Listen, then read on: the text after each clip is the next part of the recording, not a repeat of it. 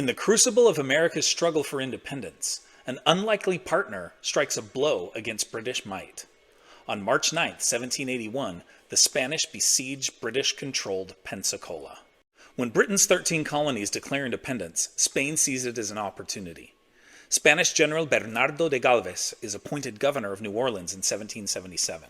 He is instructed to forge a friendship with the Americans and secretly sell them desperately needed provisions. With Britain blockading Atlantic ports, the route from New Orleans up the Mississippi is a potential lifeline. American patriot Oliver Pollock coordinates with Galvez to procure the supplies. The fledgling U.S. does not care what Spain's motivations are. The fact that Spain can help the new nation defeat Britain is what matters. Spain officially enters the war against Britain in 1779. Days later, Britain's king sends a secret communication to General John Campbell in Pensacola, instructing him to attack New Orleans. The message never reaches Campbell because it is intercepted by Galvez, who decides to turn the tables on the British and go on the offensive. Stay tuned to learn more about Galvez's role in the American Revolution. We'll also learn about Galvez's tragic death. And we'll learn what specifically did Spain want out of this war anyway. Don't forget to check out Today in History in my Teachers Pay Teachers store. There's a link in the description. So the U.S. relationship with Spain during the American Revolution is quite different from the 1778 U.S. alliance with France. The French officially recognize the United States as a new nation. The French provide money and supplies, and they even fight alongside the Americans in battle. Spain, however, signs no official alliance with the new United States. In fact, Spain officially agrees to ally itself with France, not the U.S., in the war. In fact, Spanish King Charles III is hesitant to recognize the United States of America because he is concerned about the precedent it might set with his own American colonies. In other words, Charles does not want the people of places like Mexico and Argentina to feel emboldened to begin a fight for independence against him. Spain's main goal in North America is to regain Florida, which it lost in the 7 Years' War, known in North America as the French and Indian War. Spain also wants to retake Gibraltar and the Mediterranean island of Minorca, which were both lost to Britain in the early 1700s. Additionally, for both France and Spain, getting a measure of revenge against Britain for the 7 Years' War and other conflicts would be sweet. Now, let's learn more about Bernardo de Gálvez's fight against Britain. So after intercepting the aforementioned secret communication from London in 1779, Galvez mobilizes.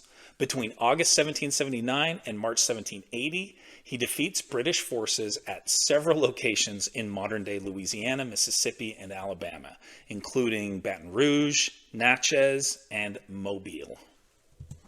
Galvez then begins preparing to hit Pensacola.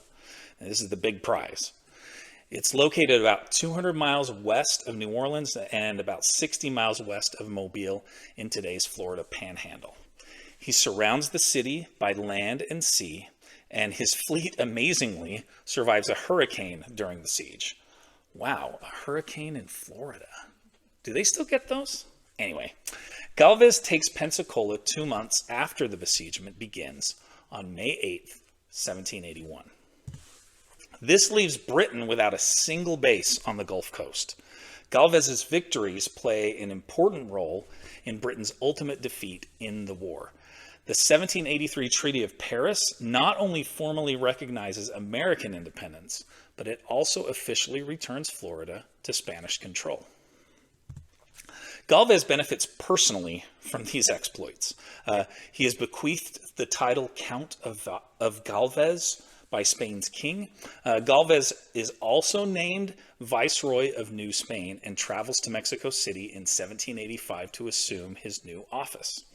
There, he initiates the construction of the famous Chapultepec Castle on a hill there in Mexico City. Galvez dies just a year after his arrival, however, in Mexico City in 1786 at age 40. He's the victim of a typhus epidemic. Now, there are numerous monuments to Galvez in the United States, including monuments in cities like New Orleans, Pensacola, and even Washington, D.C. And the city of Galveston, Texas, is named after him.